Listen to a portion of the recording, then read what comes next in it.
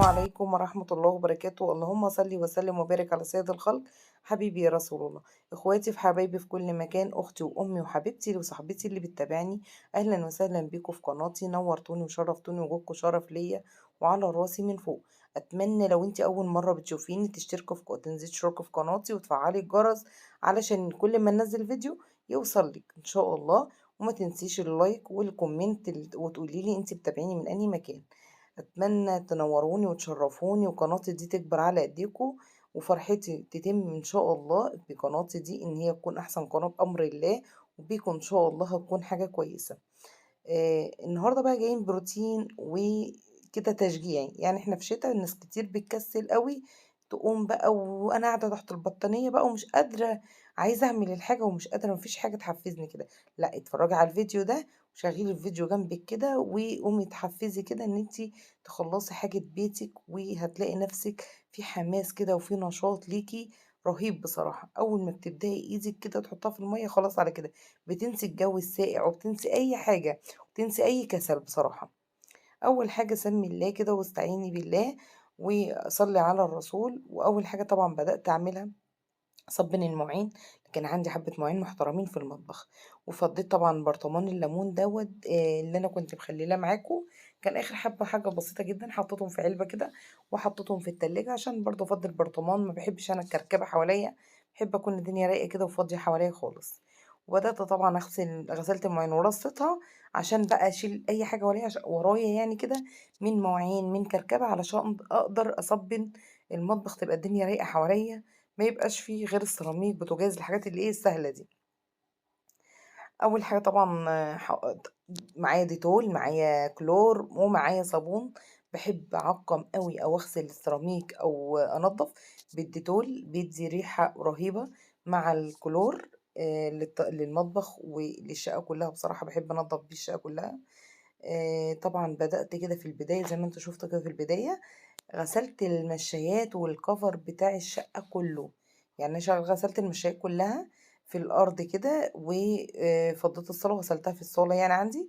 وبعد كده رحت غسلة الكفر كله، كنت غسلاه طبعا في الغسالة، ما غسلتوش الصراحة كده على ايدي، فغسلته المرة دي في الغسالة. وغسلت المشايات العليا. اما السجاد ده كان متغطي بالكفر فكان نضيف جدا ما فيهوش اي حاجه، وهتشوفوه وانا بفرشه. كان بصراحه يعني الفيديو جاي ان شاء الله وانا بفرشه هتشوفوه، كان نظيف جدا ما فيهوش اي حاجه.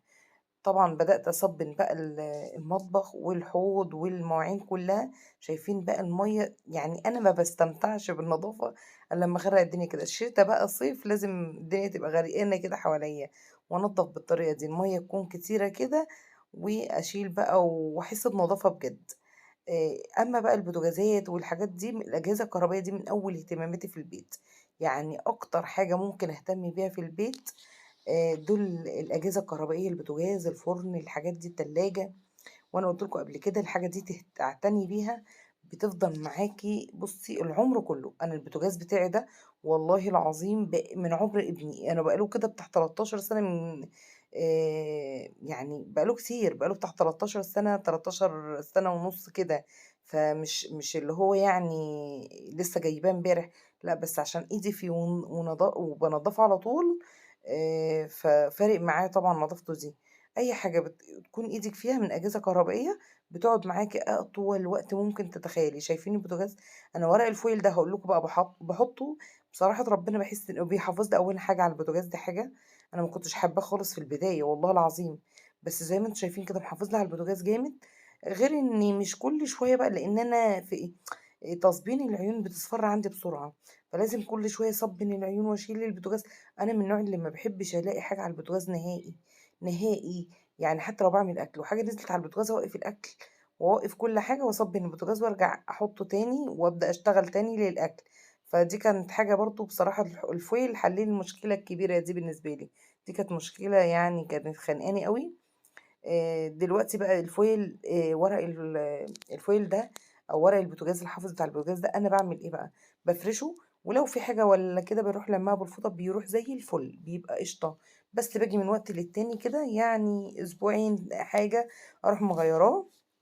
لازم اشيله وأغيّره خالص، مع إن زي ما انتم شفتوا كده لا كان متقطّع ولا كان متبهدل ولا في أي حاجة، ورغم كده إن أنا غيّرته بما إني بقى رتّبت الدنيا وشِلت cover ودنيا غسلت بقى كل حاجة، فما خلّيتش، كنت بقى لي يومين مطبّقة بارتّب في الشقة بصراحة وباغسل cover وباغسل المشّايات نضّفت بقى المطبخ خالص زي ما أنتم شايفين كده، حتى الأرفف دي نزّلتها ورتّبتها، ما خدتش معايا أي حاجة، البرطمانات دي كلّها كانت نضيفة، مسحتها كده بفوطة نضيفة ورجّعتها كل حاجة رجّعتها مكانها تاني، والحوض طبعًا صبّنته تاني بعد ما نزّلت الأرفف دي ممكن تكون في حاجة وقعت والّا ترابة والّا كده، فعشان برضه أضمن إن أنا عقّمت ونضّفت خالص.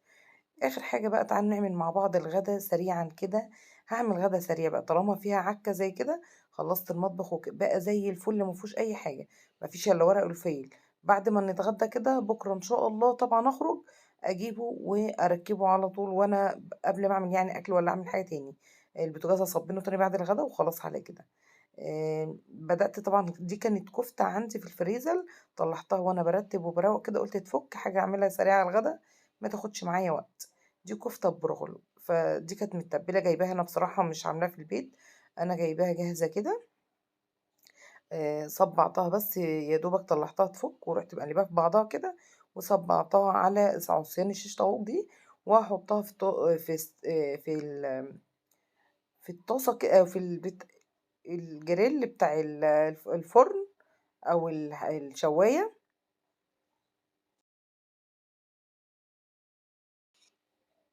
أحطها كده بقى في الصاجة، معلش أحطها في الصاجة بس وأحطها بقى تحت كده أشغّل عليها النار وأعلّيها، وبعد كده أبدأ أهدّي عليها النار أول ما بتبدأ تمسك نفسها كده وتبدأ تدخل على سِوَى، أهدّي عليها النار لحد ما نيجي نتغدى أو أعمل لها كمان فحماية بقى، والله بقى كانت كفتة كانت بصراحة شكلها أساسًا هيتكلم عن نفسها في الآخر، شوفوا شكلها عامل إزاي، كان شكلها بصراحة تحفة.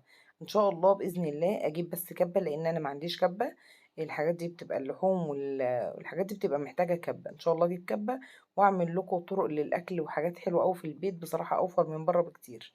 هنا طبعًا جبت السكينة وعملت كده زي الضفيرة السنبلة كده، أي شكل فيها من فوق كده بس تدّيها منظر، زي ضفيرة السنبلة كده من على الوش كده بس تدّيها أي منظر، وبعد كده حبّة زيت مع معلقة صلصة، ودهنت الكفتة كمان من فوق كده، تدّيها شكل ولون وريحة بصراحة رهيب، ريحتها كان جميلة جدًا وطعمها كان تحفة بصراحة.